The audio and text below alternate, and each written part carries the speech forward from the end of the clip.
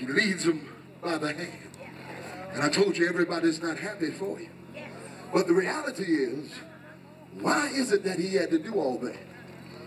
He had to do it because he was getting ready to process this man's faith.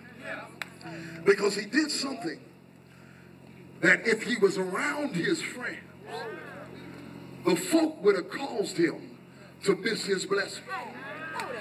He spits and puts his spit in the man's eye. Now watch this. The folk that brought you can't handle what Jesus wants to do to you, because Jesus is not constrained by normality. See, in other words, your testimony ought to be this: Jesus, any way you bless me,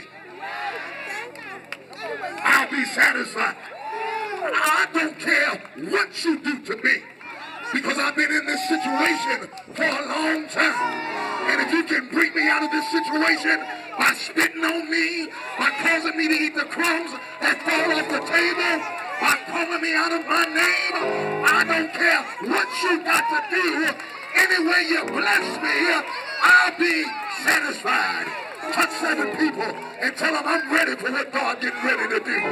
I need you to be ready for what God is getting ready to do, because God told me to tell you, fellowship, He's getting ready to do a brand new thing. You're looking for God to bless you one way, but God said, you better watch out, because I'm getting ready to do some crazy stuff. And everybody can't handle it. Let me tell you something what the Lord showed me, because in the midst of worship, when God is moving by his Spirit, and the preacher tell you, turn to your neighbor and prophesy to your neighbor and smack your neighbor high five and tell him God is in control. And tell him that the Lord will make a way. I want you to just check your rope. Because if you got somebody that's sitting next to you that's always saying, why are they telling me to high-five my neighbor? I'm so tired of them telling me to turn to my neighbor and do this. Listen to me. God told me to tell you, it's just like in the book when he led him outside and he did something brand new.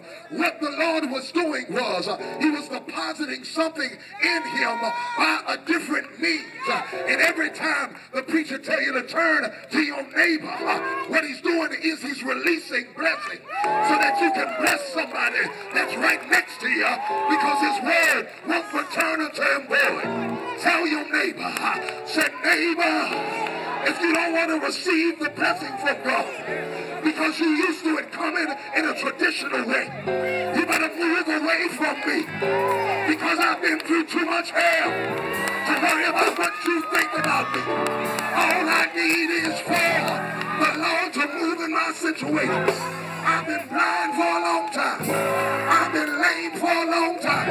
I've been halt for a long time.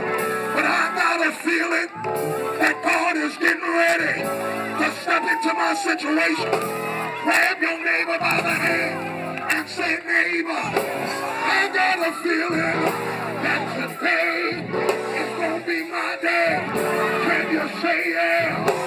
I know it's not traditional. I know that it seems strange, but stop talking about what the Lord is doing in my life, because I am a special case. I've been through the fire, I've been through the flood, I've been through the storm, I've been through hell, and I need the Lord to do a brand new thing in my life. Is there anybody in the house that can say, Lord, take me over? I need you to do a brand new thing. Say yeah!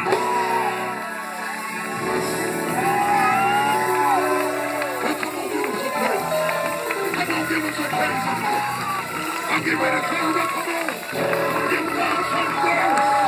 Give him some praise. up, when the Lord shows up,